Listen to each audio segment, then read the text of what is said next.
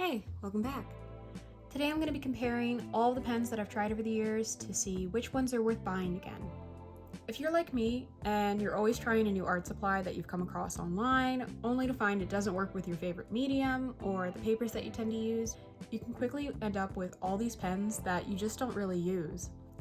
I want to make finding a new pen as painless as possible, whether it be Fineliners for watercolors and alcohol markers, a pen that you love to sketch with, or something that works for mixed media. I hope this video helps you find which supplies will work the best with your art as well.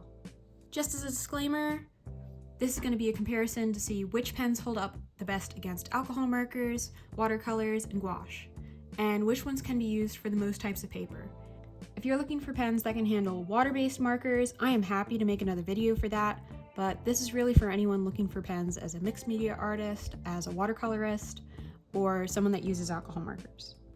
For the sake of getting as fair of a comparison as possible, I tested all of these pens either in the size 0.1 or the finest tip size that was available in that pen. And I did the same writing exercises to test if they will smudge or feather. I then let every pen's ink dry for at least 24 hours before I tested them to make sure that they were absolutely dry before going over them with any medium. For the sake of getting as fair of a comparison as possible, I tested all of these pens either in the size 0.1 or their finest tip size available, and did the same writing exercises on a variety of papers to test if they'll smudge or feather. I then let every pen's ink dry for at least 24 hours before I tested them to make sure that they were absolutely dry before going over them with anything. The pens that I'll be reviewing today are the Sakura Pigma Micron, the Pilot Drawing Pen, the Tombow Fudenosuke Hard Brush Pen, the Pilot Kakuno, the Copic Drawing Pen, as well as their multiliners, the Uni Pin Pen, the Staedtler Pigment Liner, the Marvy Uchida Le Pen Technical Drawing Pen, the Deleter Neopiko Line 3, the Winsor Newton Fineliners, the Pilot Hi-Tec-C, and finally, the Uni-Ball Signo DX, also known as the UM151 for anyone that lives outside of the US. Some of the sketchbooks that I tested out aren't built to handle water-based mediums like watercolor or gouache, so the Fabriano Iko, the Talons Art Creations, and the Danique Lay Flat Notebook were exempt from my watercolor tests. I only tested these pens against watercolors on the Etcher Hot Press Watercolor Sketchbook, the Artist Loft Lay Flat Sketchbook, the Strathmore 500 Series Mixed Media Sketchbook, and the Strathmore 400 Series Sketch Art Journal. I also tested sketchbooks with a variety in what mediums they can handle, paper thickness, tooth, and texture, to really see how differently each pen behaved depending on what paper it was used on, and how many mediums each pen can withstand. For the marker and watercolor tests, I tested the pens against both mediums across a variety of marker and watercolor brands. A lot of artists don't use just one pen as a medium when working, so I had to make sure that if this pen worked for one brand of marker, that it had to work for all the ones that I used together for my work, as well as my watercolors and gouache. For the marker tests, the pens were tested against Copic Chow markers, Prismacolor Premier, Winsor & Newton, Spectrum Noir, and Ohuhu Oahu markers. For my watercolors, I tested them against Daniel Smith, Shinhan, and M. Graham, then watercolors that might be more finicky than common brands, like Poems About You, a handmade watercolor brand from an artist that sells on Etsy, 2 other Etsy-based metallic and iridescent watercolors, then the Finetec metallic watercolors. While this may seem a little extreme of a test, these are all the supplies that I use the most often when making my art, so I need to know if these pens are going to work with them or against them before I try making a piece with them. One of the most annoying things for an artist to go through is to be in the middle of a piece and have one supply cause another one to smear or feather, or leave you starting the whole piece over and trying to cover that part up. So once I'm done all of these tests, I'm leaving sticky notes in the back of each of these sketchbooks to list which pens that I can use in each of them. There likely isn't going to be one cure-all pen for every sketchbook and every medium, but these tests show me what works and what doesn't with what I have, and gives me one less obstacle from making more art or wasting precious paper on a piece that I can't finish. First up is the Sakura Pigma Micron pen. This is a pretty common staple for a lot of artists, especially in the United States.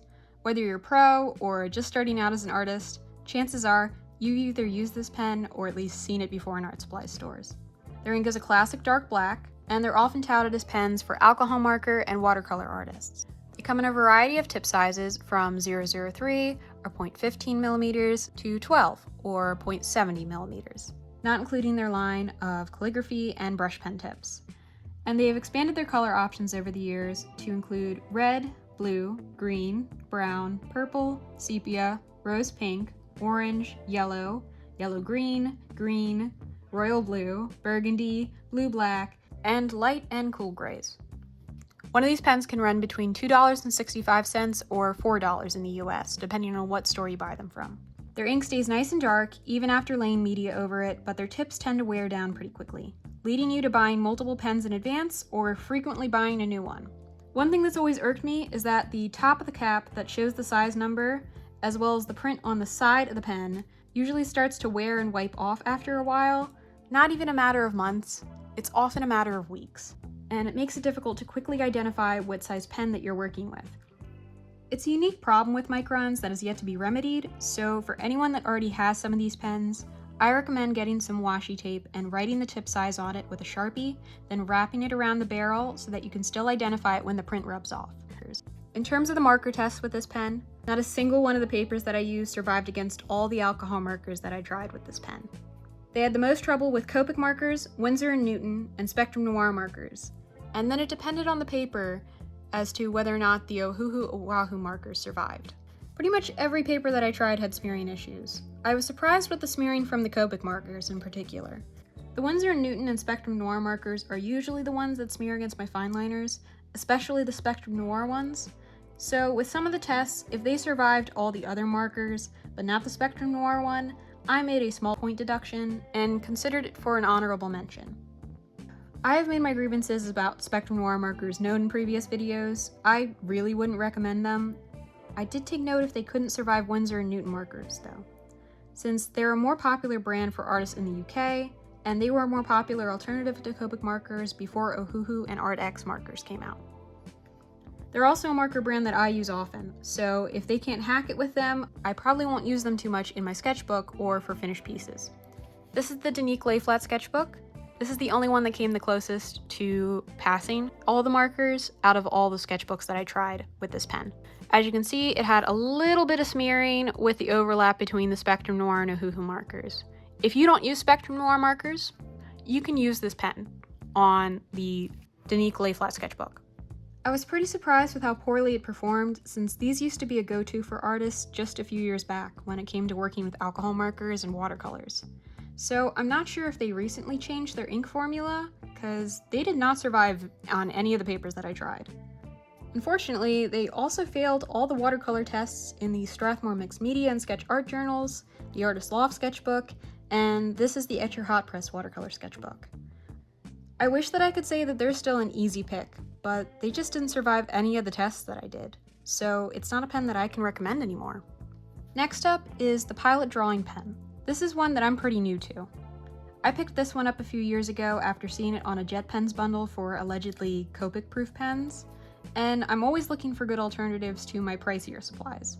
These currently run between $2.80 and $3.30, depending on their tip size on Jet Pens.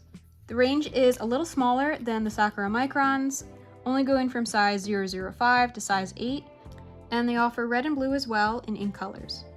The only one that I own for my tests is in the 03 size, so the lines are a little thicker than the rest of the pens. Just with swatching it out, it is a very comfortable pen to write with.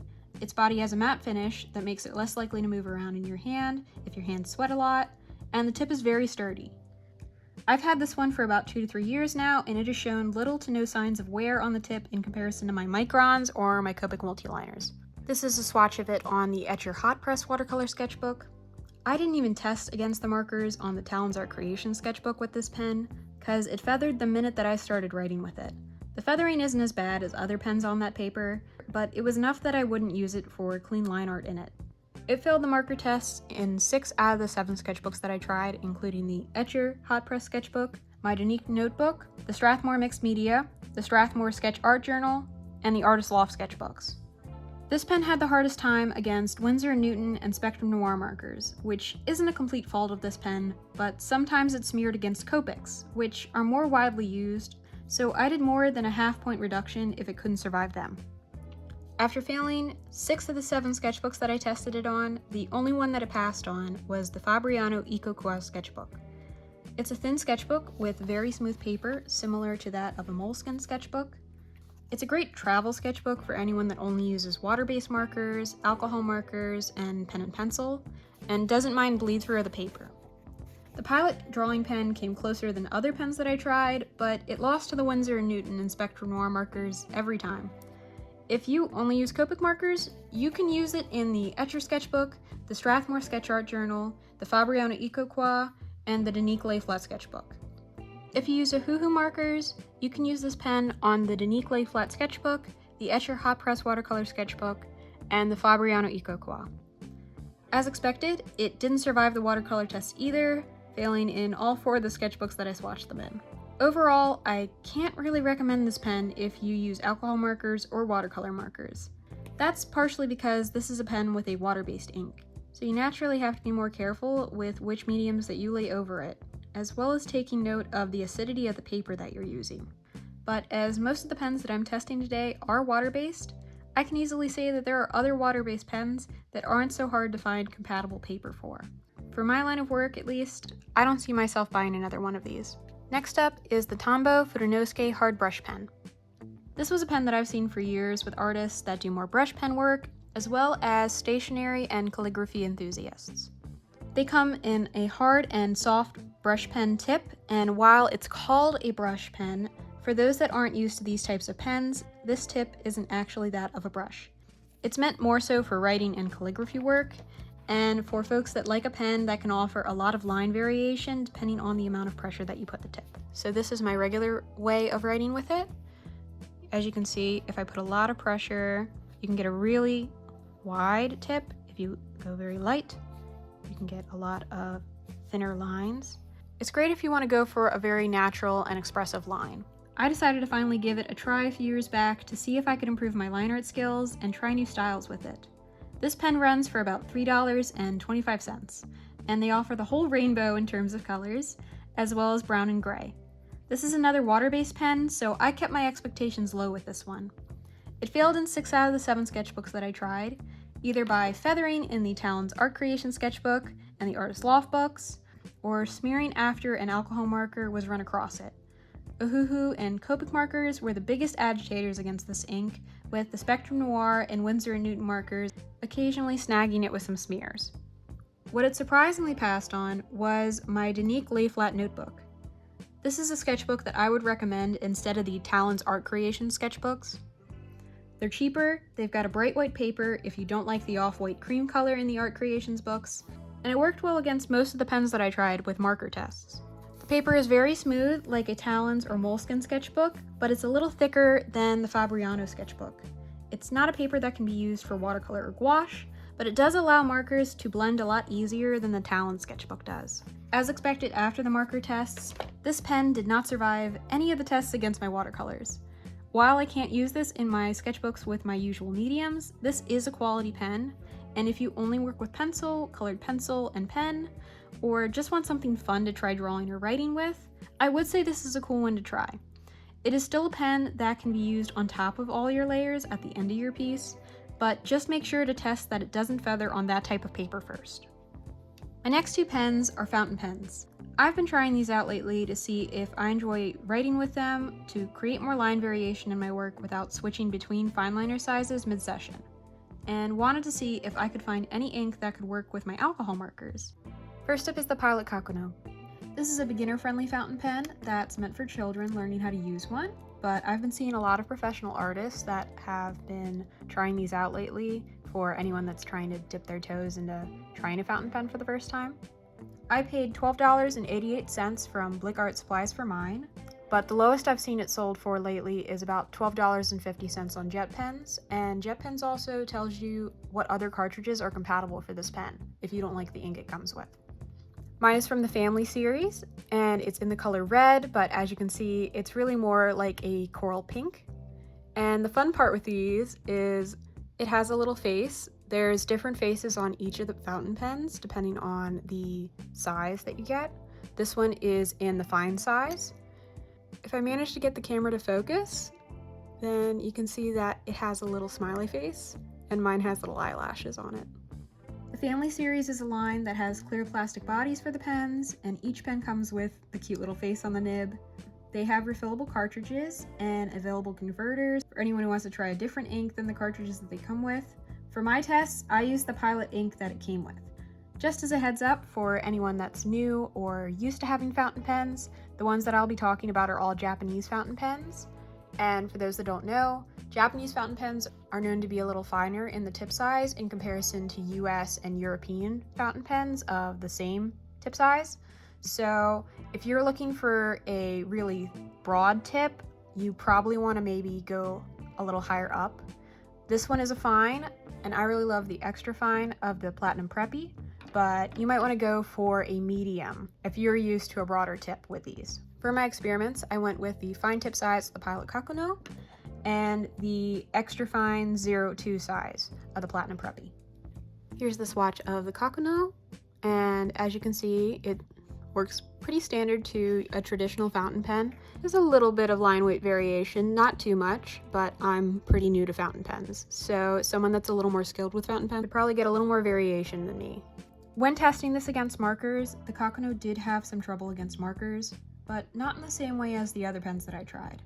Its biggest issue was feathering rather than smearing, and I was pleasantly surprised to find that it could be used with all of my alcohol markers in my Strathmore Mixed Media sketchbook and my Etcher Hot Press sketchbook. That being said, it feathered in the Talons Art Creation sketchbook, my Artist Loft Lay Flat sketchbook, and the Danique Lay Flat notebook. It didn't mesh the most with the Hoo Hoo markers, and my Spectrum Noir markers snagged them on most papers, but not all of them. In terms of the pen itself, I love it. It's great quality, it's very comfortable for me to write with, and as a beginner, it's really cool that it's built in a way that trains you to hold the pen properly for the ink to flow. This is a smaller fountain pen, which is great for those with smaller hands, but if you have larger hands, I definitely recommend adding the cap to the back of it as you write to make it a little more comfortable for you to write with. I can't say that I'd recommend it if you use alcohol markers all the time, but it is a fun one to sketch and write with. So as long as you find the right paper, like any of the ones that I said passed the test, and at the end of this video, I will go through all the sketchbooks and show which pens worked in each of the sketchbooks that I tested out. But if you find paper that is well suited for fountain pens, if you're really into stationery, if you like a really smooth paper, this is probably going to be a pretty good one for you, and it is probably going to be a little less likely of feathering. I can't say I'd recommend it if you use alcohol markers all the time, but it is a fun one to sketch and write with. I probably won't be using it for my art though, unless I find an ink that's compatible for this pen that works with my alcohol markers. The second fountain pen that I want to talk about, the one that I clearly have a little bit of a stash of already, is the Platinum Preppy Fountain Pen. This is their finest size, the extra fine 02 size, and I love working with this pen. I'm gonna be completely honest, this is not a new pen for me. I love this pen. I've been using one of these since high school. This was one of the first fountain pens that I ever used. It's very easy to get used to, and I was very pleasantly surprised by how this one worked in all my tests. Just like the Kakuno, I didn't bother with testing it against watercolors on all these papers. It comes in a variety of tip sizes, it is very beginner friendly, and it comes with replaceable cartridges and has the potential to be replaced with a converter for those who prefer using bottled inks. The body is clear like the Kakuno, so it's easy to see when you're running out of ink. If you buy it in the 03 or fine tip size, you can also try the ink in blue black, red, pink, violet, or green. These are the swatches for the Preppy. As you can see, this is the 02 that I'm holding, this is it in red, this is it in green, and this is the fine tip size. I couldn't find any proof that the other ink colors have the same Copic proof properties that Jet Pens claimed the original black ink does, so I decided to pick two of the other colors up to test it out myself. These typically run for about $7 in most of the art supply stores that I've seen them. I got mine from Blick Art Supplies, but you can often find them from plenty of online stationery stores too.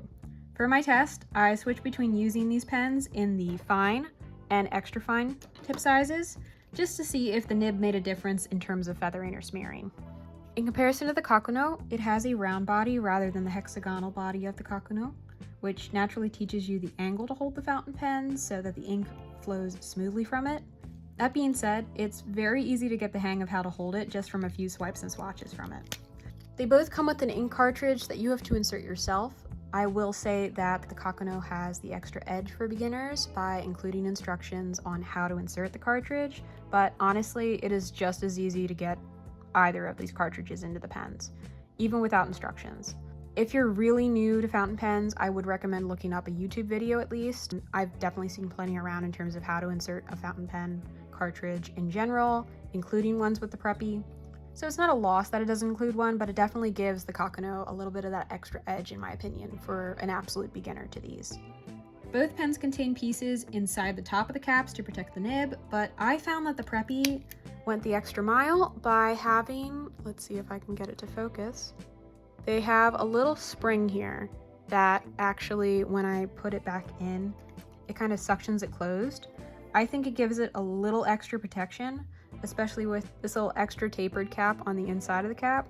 I do think it gives a little bit of extra protection and kind of seals off any air from getting exposed to it and drying the ink out faster.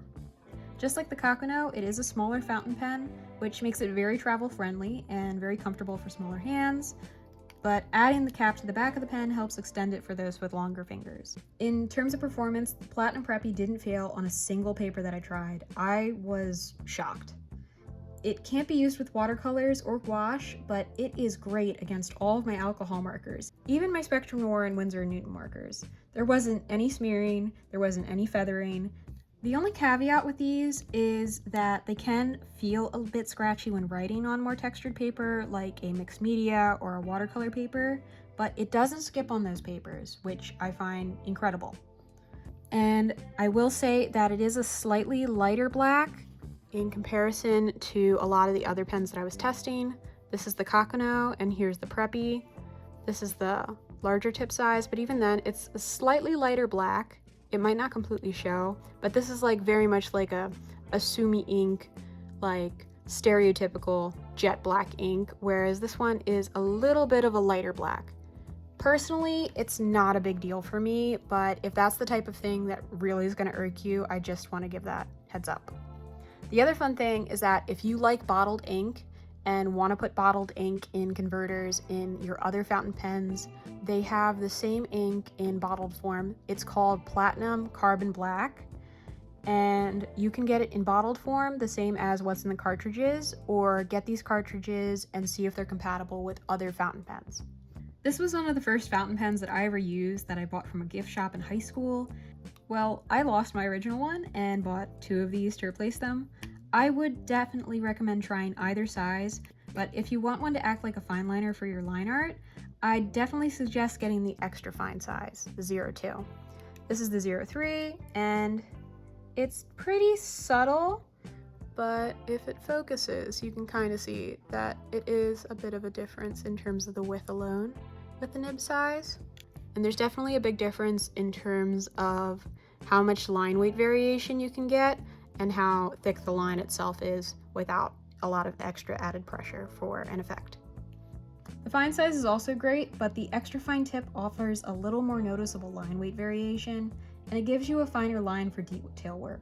So if you're looking for one that's the most like a fine liner, I would go with the 02, the extra fine.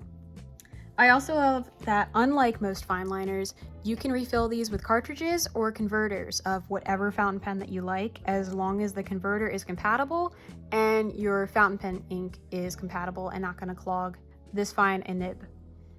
If you're looking for a fountain pen to use with your art, please check this one out. I love it so much. Now, after doing all these tests with the Preppy, I decided to pick up some other ink colors to see if their ink performed as well as their classic black ink, so I grabbed 2 more Preppys in red and green. I was sadly a little crushed to find that that was not the case. While the red Preppy performed a bit better than the green one, they both feathered against all of my papers, and neither of them passed any of my marker tests. They still performed better than some of the other pens that I tried in this video though, and they feathered more often than they bled. The green ink did the worst out of the colors that I tried. It constantly broke into 2 groups of ink saturation with a pooling problem, and it failed on every paper, usually with bleeding and feathering rather than smearing. I'll still have fun with writing with it, and both of these pens are just as well made as the black one. Sadly, the ink just isn't the same. If you just really want to get one in a fun color, you totally can, but do know that you're going to have to replace the ink cartridge. Next up is another one of my favorites. This is the Copic Multiliner.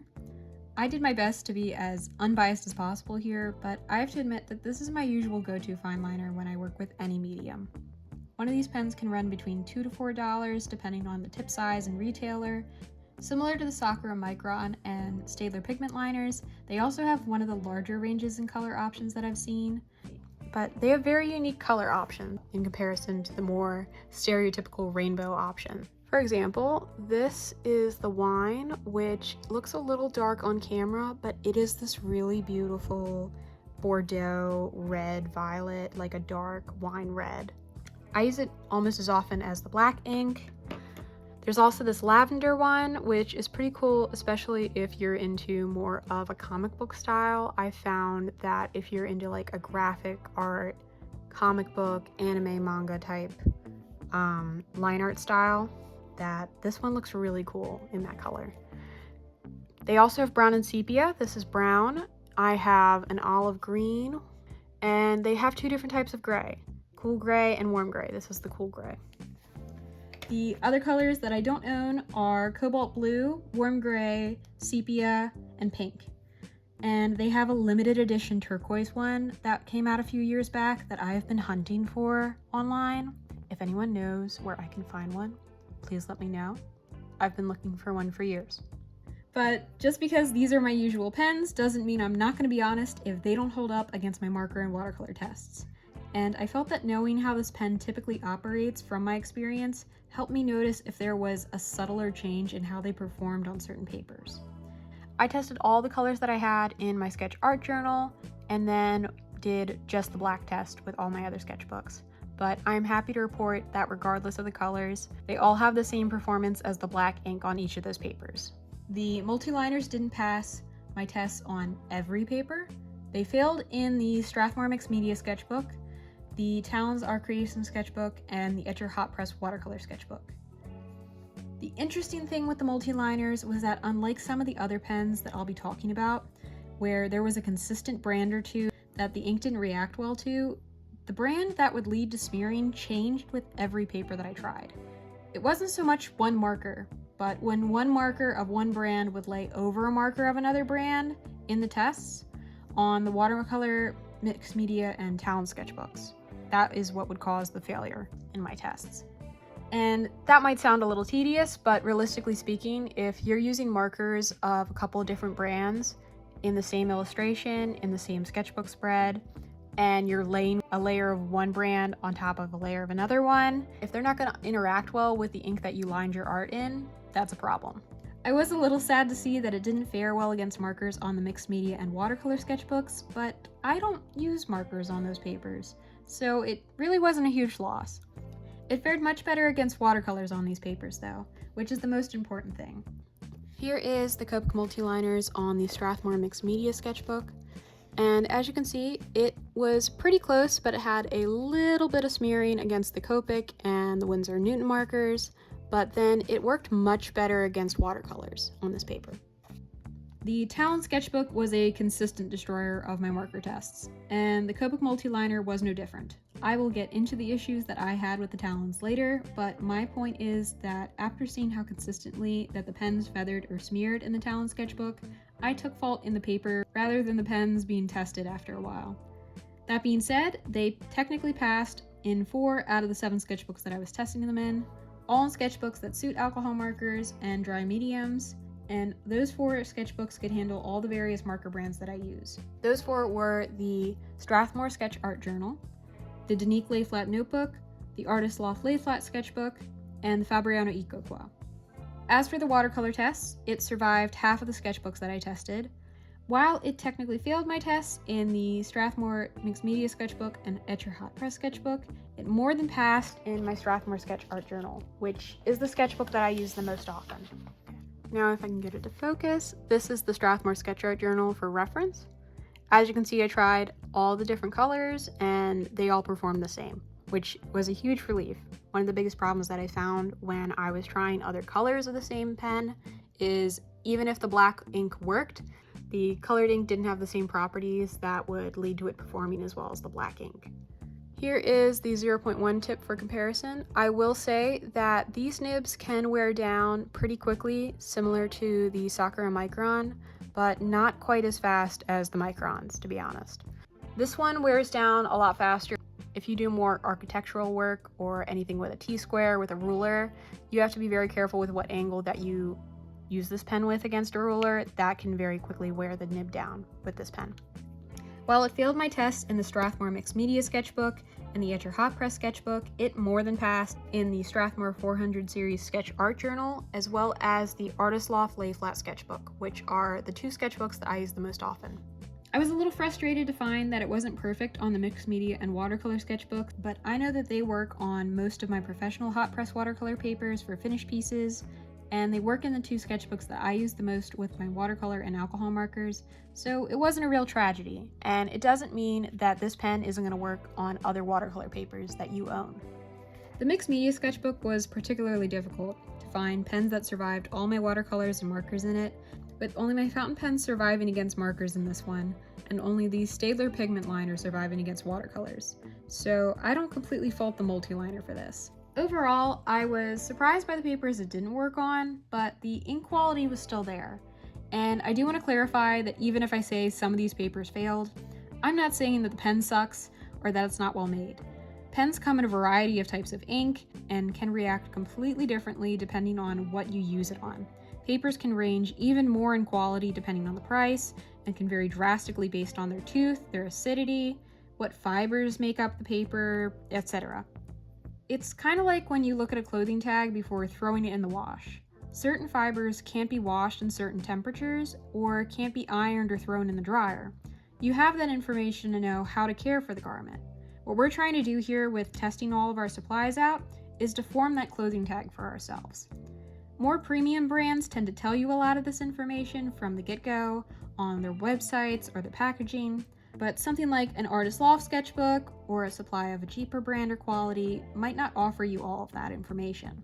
Sometimes testing on papers that you might not expect to perform well with your media will surprise you. For example, Artist Loft sketchbooks are one of the cheapest papers that I use, but it performs quite well against a variety of mediums, and I enjoy their watercolor pads more than half of the papers that I've tried from much more expensive brands. Now, in my love for Copic Multiliners, I decided to splurge a bit to try the Copic Drawing Pen and the Copic Multiliner SP. My SP is my most expensive Fineliner that I'll be reviewing today. It currently runs between $7.31 to $9.14 on Blick.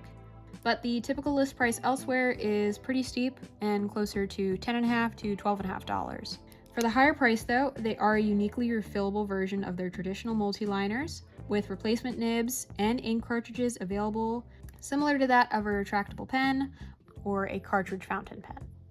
Their ink refills can run between $2.27 to $2.95 each. Their tips range from 0.03 millimeters to 0.7 millimeters, as well as a brush pen option. However, unlike Copic's classic multiliners, these pens only come in black ink. I was very excited to see if this pen was any different given the price hike, and see if I'd want to use these in place of constantly buying any new pens of my current multiliners. In terms of first impressions, I immediately noticed a difference in how it felt in my hand from the shift in weight from the metal body. It's not an incredibly heavy pen at all, thankfully, and I felt I could get a slightly finer line from this pen than that of the same size of the classic multiliner. In comparison, this is the Copic Multiliner in 0.1, and this is the Copic Multiliner SP in the same size. It's subtle, but it definitely feels like a slightly finer tip size when you're writing with it. Before I tested these against mediums, I initially thought that these were going to pass with flying colors, that they might outperform the original, but I was sadly mistaken. In fact, it performed worse than the regular multiliners.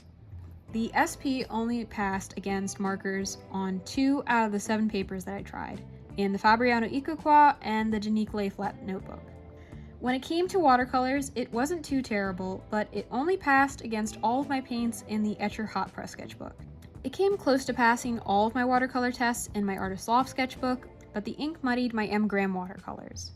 If you don't use that brand and use Daniel Smith, Shinhan, or only use metallic watercolors for final touches and detail work in your pieces, these pens work just fine for that on this paper. Ultimately though, it's smeared with every brand that I tried at least once or twice, including my Copic markers, which came as a real surprise given that these are not only touted as Copic proof, but by the people that make Copic markers. I can't say that I'd recommend getting these over the Multiliners, considering that the ink is not as great as the original pens, and their refills cost just as much or more than some of the sizes of the classic Multiliners, without the added bonus of the other color options and versatility against paper types. I love the concept of a refillable Fineliner, not only for the environmental impact, but also just for your budget, but I just didn't enjoy the execution by this brand. If you want a good Copic marker, just go with the original. Then there was the Copic drawing pen. This pen is pretty much the equivalent to one of their Multiliners, but with a fountain pen nib. And I'm gonna be honest, it has a cheaper feel than the other fountain pens that I tried today. Unlike most fountain pens, however, it is not refillable or able to be taken apart, which I feel defeats the purpose of making a fountain pen version of your brand's Fineliner, because it's no longer a reusable pen then. Instead, it's just like their regular Fineliners, which have to be frequently replaced when the ink runs out.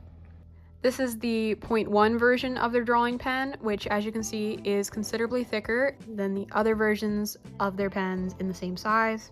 It's much more comparable to the fine tip of the Platinum Preppy, and you can only find them in brown in the 0.1 size.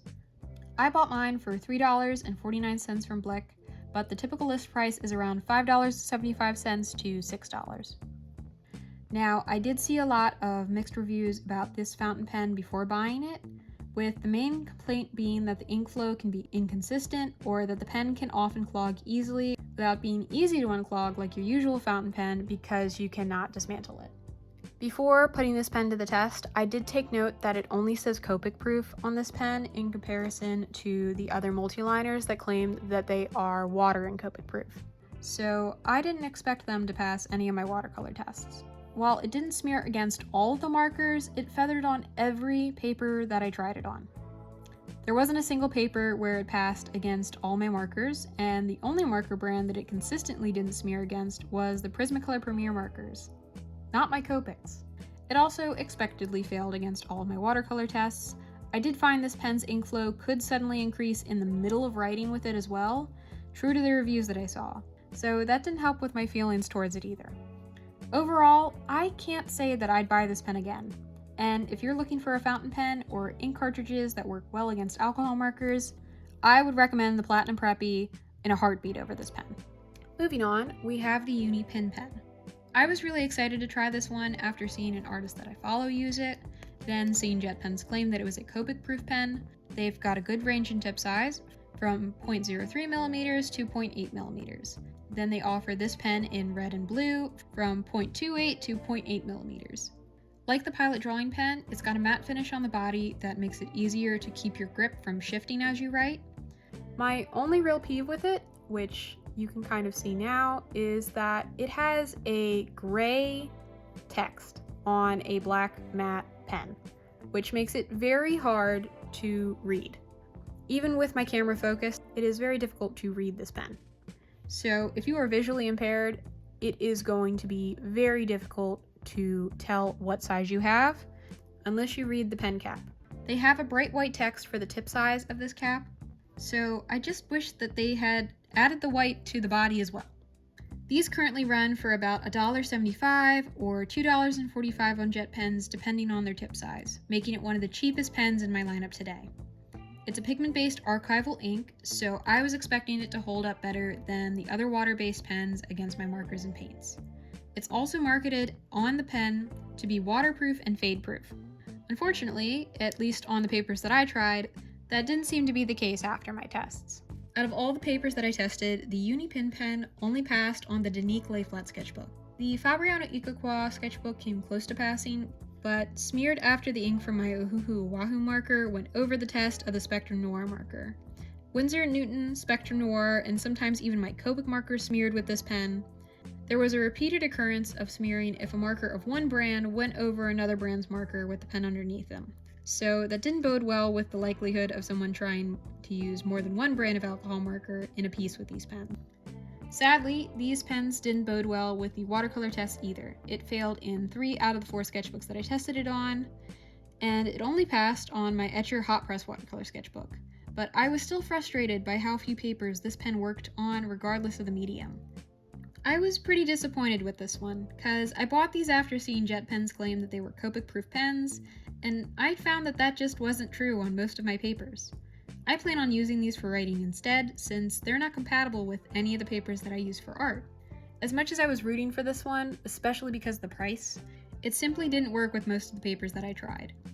I plan on doing some more tests on my sheet and block-based watercolor papers to see if they can handle this pen better, but for the time being, I can't say that I'd recommend this pen if you use any of these sketchbooks.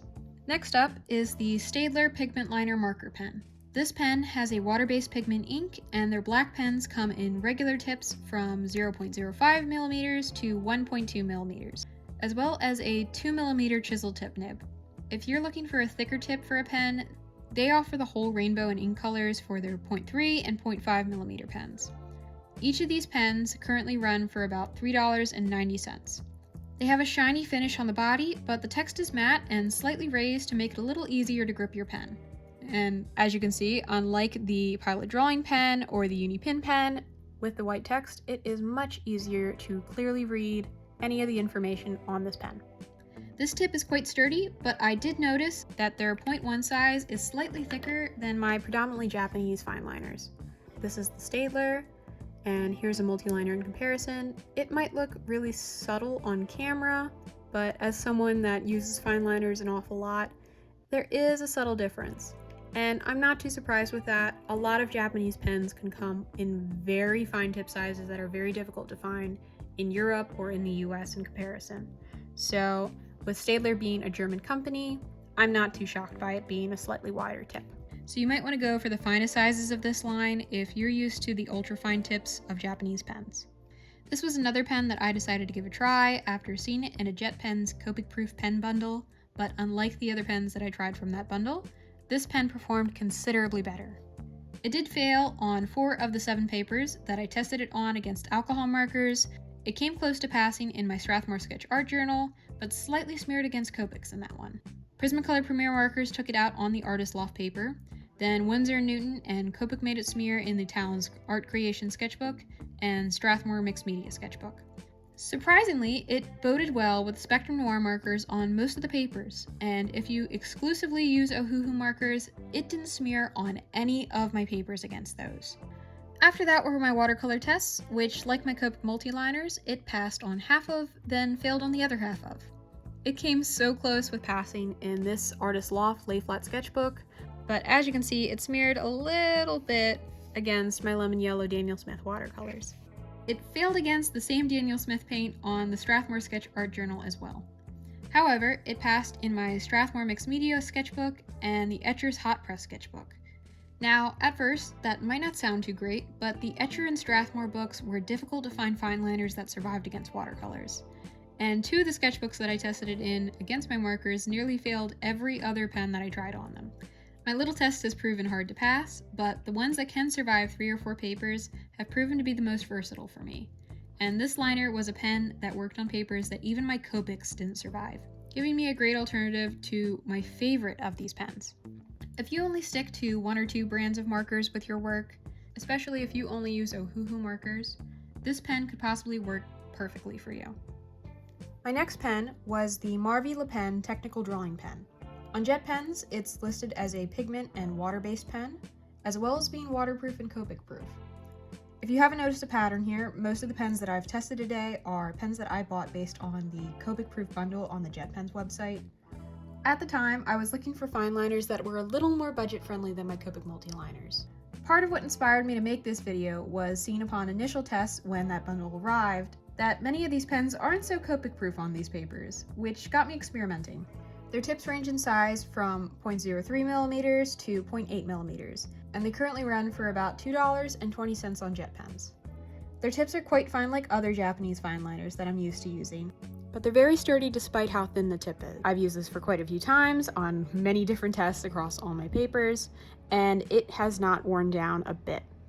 Unfortunately, these pens did not survive the marker tests. They failed on 6 out of the 7 papers against my markers, with Winsor & Newton, Spectrum Noir, and Copic tripping them up the most. If you only use Ohuhu markers, it does look to survive on most papers without smearing, and Copic can be used on Danique's Lay Flat notebook and Fabriano's EcoQual paper. They seem to do best on my thinnest and smoothest sketchbooks, but those are the ones that are built only for dry media like pens and pencils. Unfortunately, despite being touted as a waterproof ink, they also failed the watercolor tests on all of my papers. Because this pen was only usable on one of the 7 papers that I tried, and only with markers, I really can't say that I'd recommend this pen to anyone. If you only want something that's easy to write with, if you only plan on doing pen and ink drawings, this might be perfectly fine, but I really can't recommend this to someone that's going to do anything mixed media based or anyone that uses alcohol markers professionally, especially if you use more than one brand. While I was at Blick recently, they had a little revolving pen counter full of gel pens and Fineliners, and I spotted one that I'd never seen before. That was the Winsor & Newton Fineliner. As you can see, this pen is very minimalist in appearance. Upon first impressions, I really liked the idea that given how slim it is width-wise, that I would be able to fit quite a few of these in a pen case without much issue. I got to test it out briefly before purchasing it, and I thought that buying a Winsor & Newton Fineliner might help my problem with their brand's markers frequently smearing with my other Fineliners. If this pen could work against all of my markers, then I don't have to hunt for replacements in other brands of the Winsor & Newton colors that I have, just so I can use a pen with them. I initially came in knowing the least about this pen from all the other brands that I tested here, but from what I learned, they're pretty standard in comparison to the specs of your average artist grade Fineliner. Their ink is pigment based and marketed as water resistant rather than waterproof, which I kept in mind for the watercolor tests. I paid $3.59 for mine at Blick. These pens come in black, cool, and sepia ink, with 6 tip sizes ranging from 0.05 to 1 millimeter. Their tips are similar in design to the Marvy and Staedtler Fineliners, in that they are very thin but deceptively sturdy despite it. But the body's transition to the nib is cone-shaped and more like that of a pencil. So it takes a little bit of an adjustment period. You grip it more at the base right here, then closer up. Otherwise, it's not going to write all that well. But once you get used to it, it is very easy to make a very nice, clean mark. While the shape can take some getting used to if you usually grip your pens very close to the top of the neck, I was very pleasantly surprised by how comfortable it was to write with and how easy it was for me to get a consistent but even finer line if I used little pressure when making marks. So I didn't feel a need to grab for a smaller tip size when lining a piece for more delicate detail work. Here are the lines close up, as well as one of my swatches.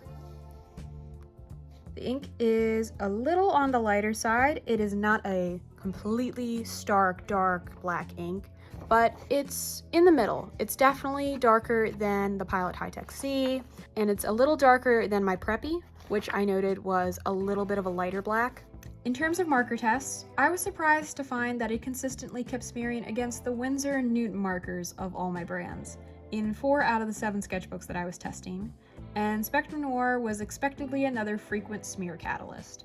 That being said, it did come close on some papers, where as long as you don't use Winsor & Newton or Spectrum Noir markers, you could use it in the Fabriano EcoQual and the Strathmore Mixed Media books. It did pass 3 out of the 7 sketchbooks against markers, which I will be showing later. Then came the watercolor tests. It came close against the Artist Loft and Etcher sketchbooks in those tests, only muddying the colors a little bit against my Shinhan paints in both books, and against my M. Graham paints in the Artist Loft. But it failed half of my paints in the Strathmore Mixed Media sketchbook. Because of that, I marked it as a 1.5 out of 4 in the watercolor tests. But if you've noticed, it's pretty hard to find a pen that survives more than 1 or 2 of my watercolor-friendly sketchbooks, especially the Strathmore Mixed Media. If you don't use Shinhan watercolors, it passed against all of my other watercolor brands on the Etcher watercolor paper.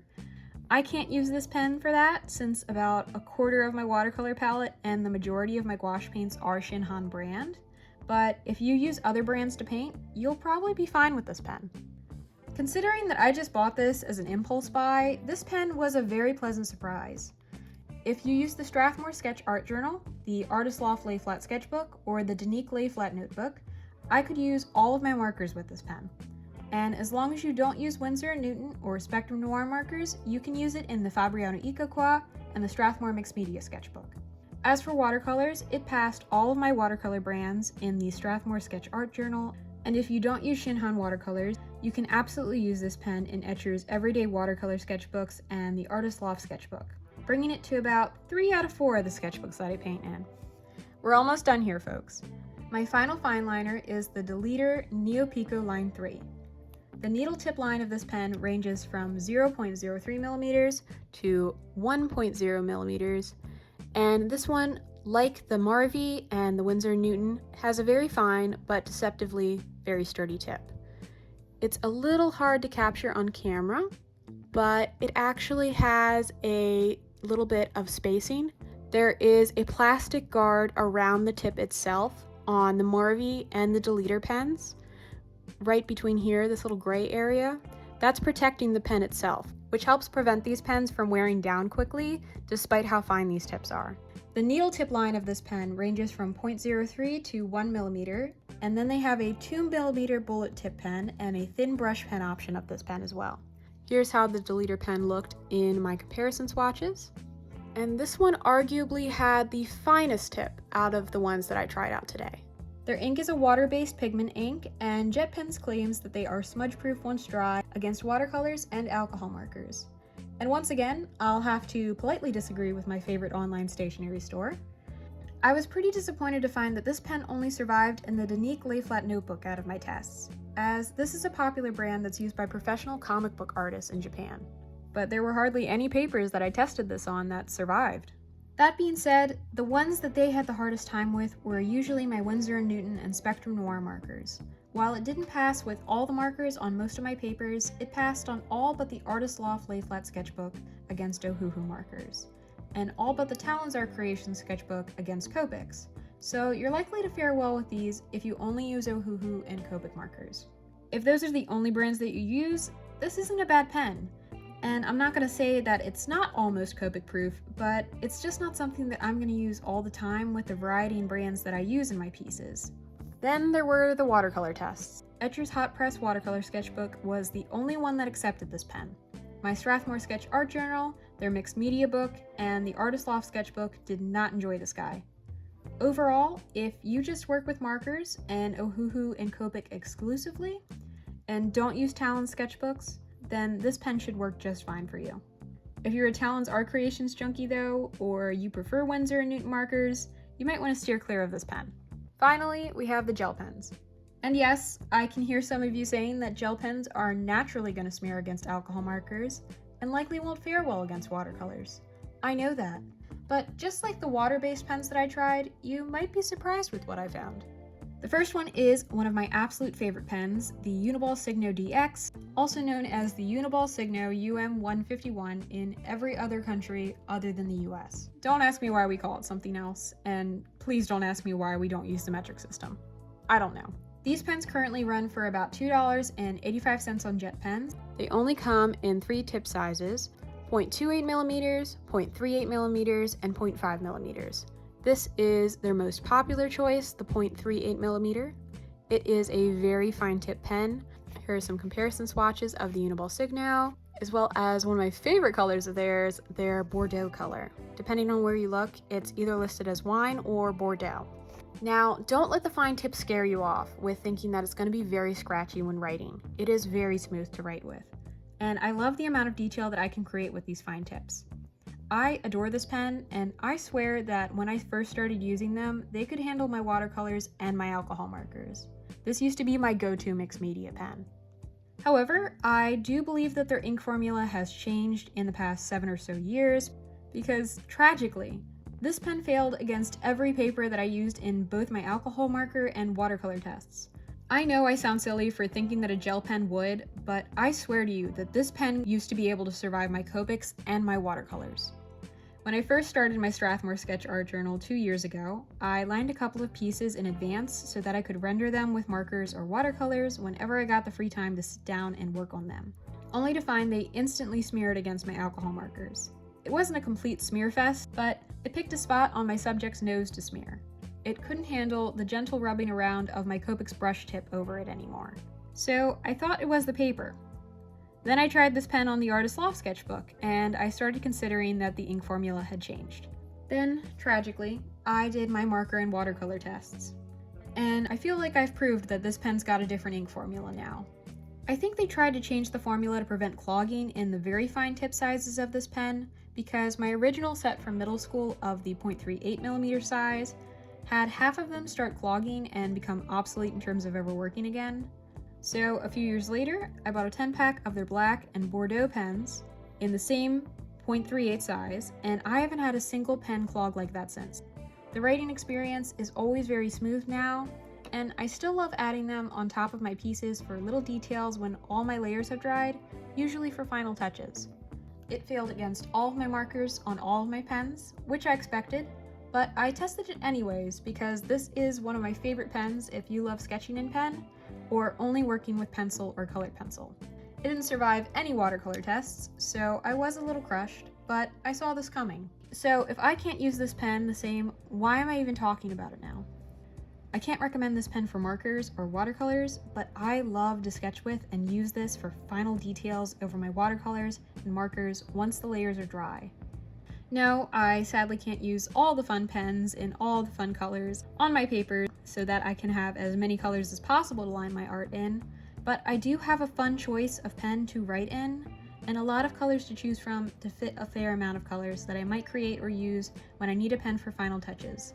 So it's going to remain in my pencil case. And I wanted to introduce it to anyone that's new to this pen, especially if you're really into journaling, stationery, or just having something fun to throw into your bag to use all the time for writing that isn't just some really bad ballpoint pen that you got from the bank. This is a really great pen for everyday work, for journaling. A lot of stationery people love this pen. And if you like sketching in pen, I highly recommend checking this one out. I can't recommend this one if you want to do anything other than pen and pencil work, but I would recommend it if you only work with dry mediums. And at last, we have reached the last pen. This is the Pilot Hi-Tec-C. It is a water-based gel pen, and the one that I used for these tests was in their 0.3mm size.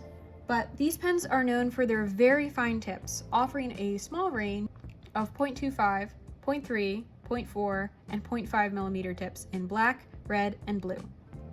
They have a hexagonal body shape and a ribbed plastic grip to make it easier to keep your grip. They are currently about $3.30 on Jet Pens. Here are some of the dry comparison swatches, and as you can see, that 0.25 can get very fine. In most of the sketchbooks that I tried, it didn't survive in the marker tests, but it feathered rather than smeared on most of the papers. It feathered in my Talon's Art Creation sketchbook, my Artist Loft Lay Flat sketchbook, and Danique's Lay Flat notebook. It did smear in the Fabriano Icoqua, but then the only marker it didn't mesh with in my Strathmore Mixed Media was the Winsor Newton markers. A big thing for me with this pen was that it passed in my current sketchbook, which is the Strathmore Sketch Art Journal, where I cannot use my precious Uni-Ball Signos anymore. The Etcher Hot Press watercolor sketchbook of all papers did just fine against markers with this pen. No, it didn't have a grand array of ink colors to choose from like my Signos or many other gel pens. It didn't even do well against the markers in most of my sketchbooks. But it's fun to use, and like my Signos, I can use it on top of dry layers or simply to doodle and sketch. It's hard to describe to someone who hasn't tried this pen, but it's a pretty unique writing experience. Here's a couple swatches in their 0.25 size. And as you can see, you can get a very uniform line.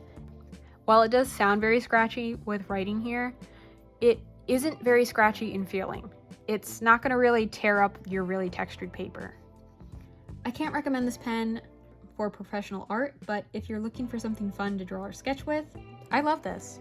And something that I've noticed with the pens that tend to feather rather than smear is that the ones that tend to feather more sometimes just need a very specific type of paper. Sometimes it's the acidity of your paper that doesn't mesh well with the ink. So if you've tried this pen before and you found that it doesn't really feather, it very likely might work just fine against markers. Okay, that's all of my pen tests. I know that you're all here for the final results, and I'm sure that some of you have skipped right to the end of this video for it. So here's my little recap and award ceremony. Let's start with watercolor tests. Who survived?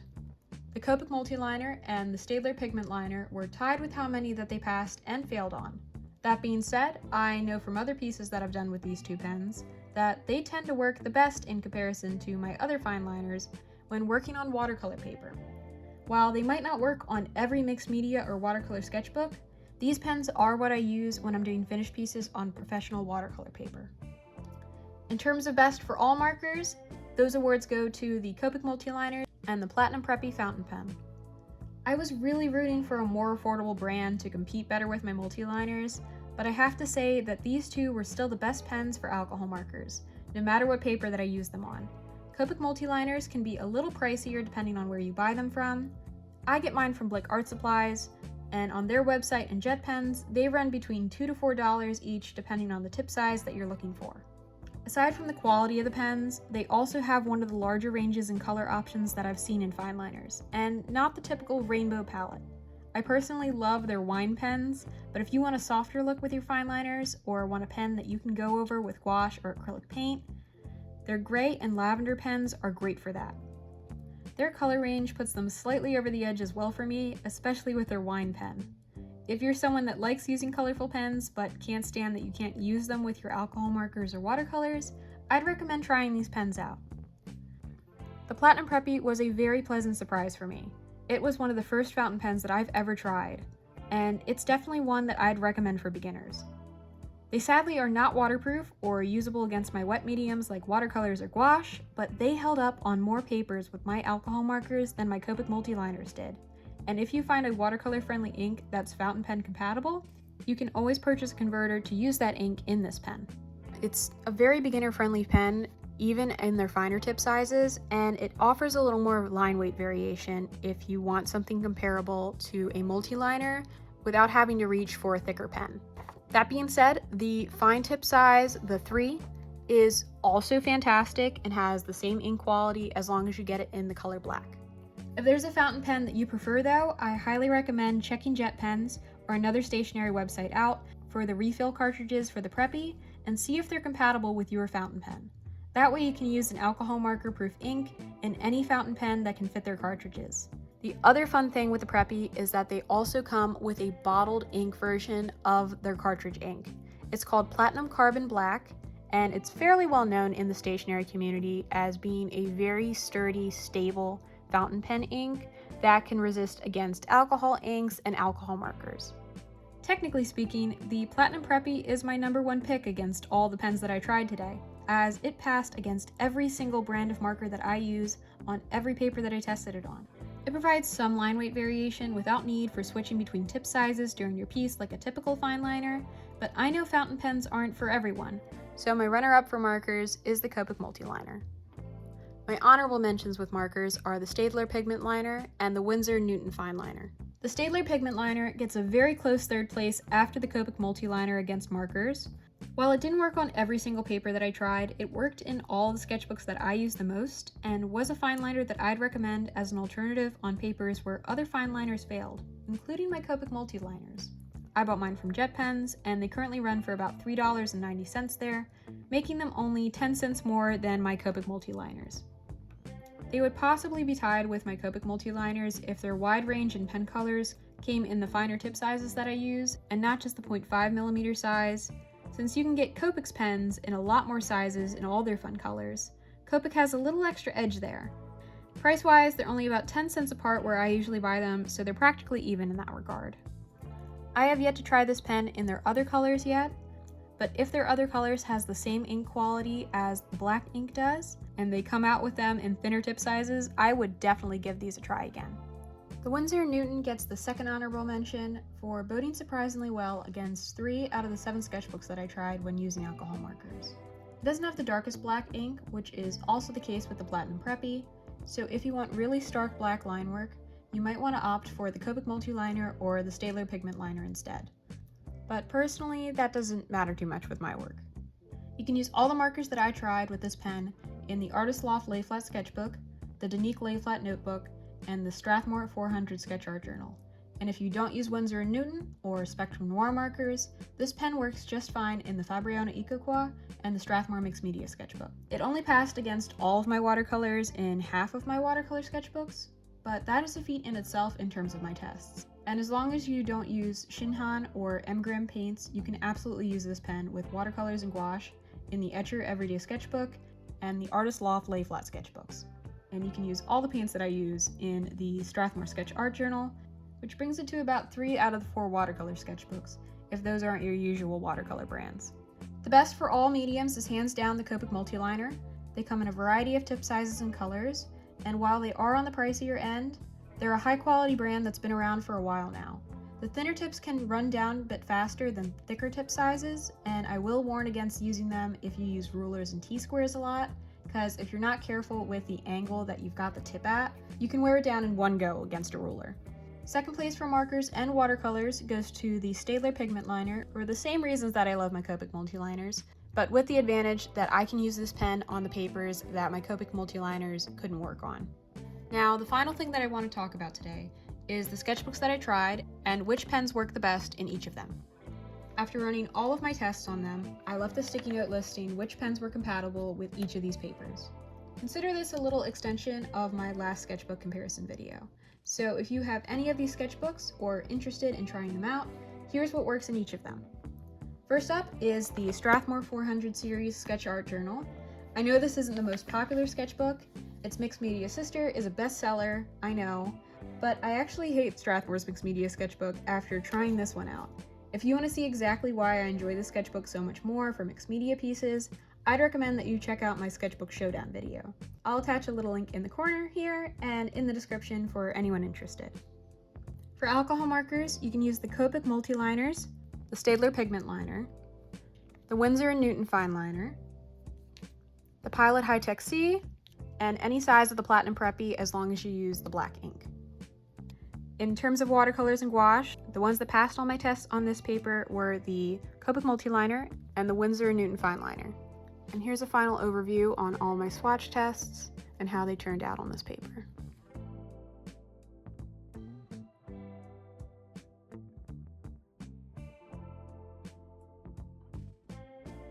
In comparison, when testing the Strathmore 500 Mixed Media Sketchbook, I had a hard time finding any fineliners that survived against markers on this paper. The only 2 pens that I could use against all of my alcohol markers was the Platinum Preppy and the Pilot Kakuno.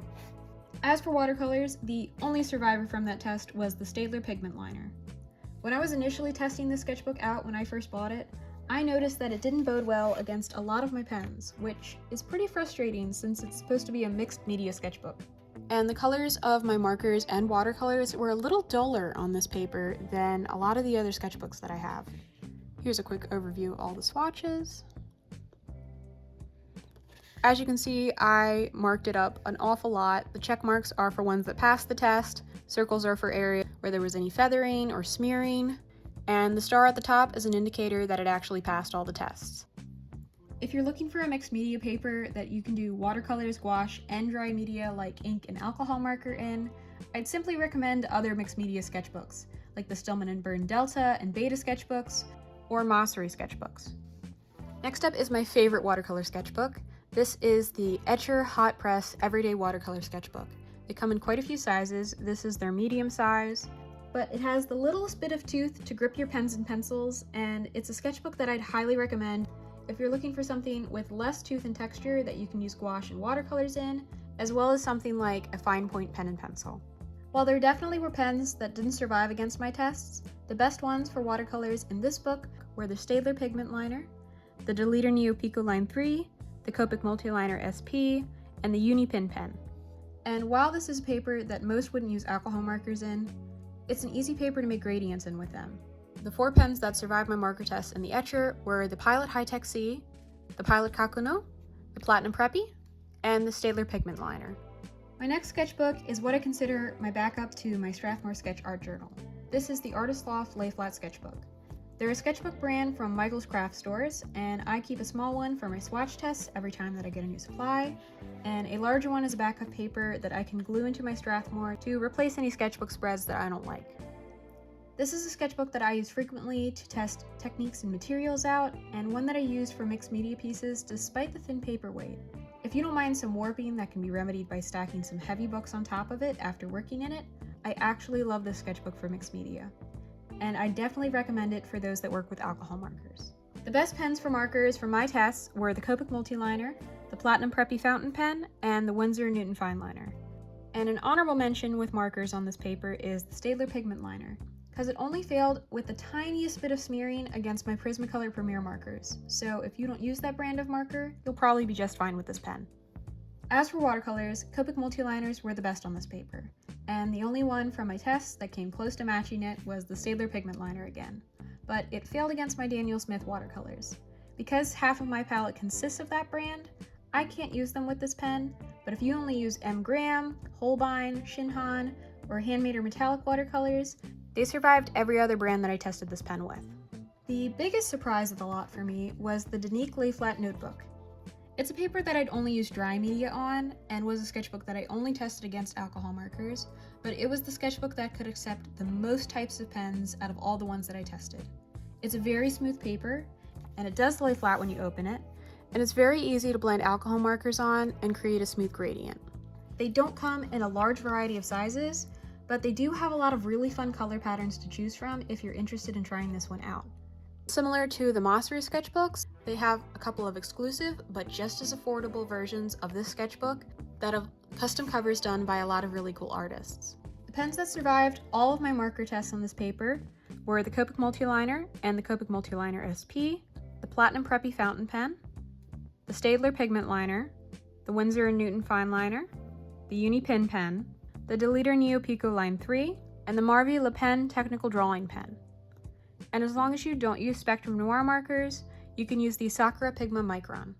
My second to last sketchbook here is the Fabriano Icocua. This is a sketchbook that I would compare to a Moleskine sketchbook. It is great for pen, pencils, and alcohol markers, and like the Talons and Danique sketchbooks, they were exempt from my watercolor test. The best pens for this paper are the Copic Multiliner and Copic Multiliner SP, the Staedtler Pigment Liner, the Pilot Drawing Pen, and the Platinum Preppy Fountain Pen. Well, that about covers it for me today. I'd like to thank you all for checking this video out. I hope you found this helpful in either choosing what pens might work for you, or what sketchbooks might suit your favorite medium the best. If there's an art supply that you'd like me to review or put to the test like my pens here, or you have any questions about any of the pens or sketchbooks that I mentioned in this video, please feel free to let me know in the comments below. I hope you all have a nice day, and thank you for stopping by. Bye!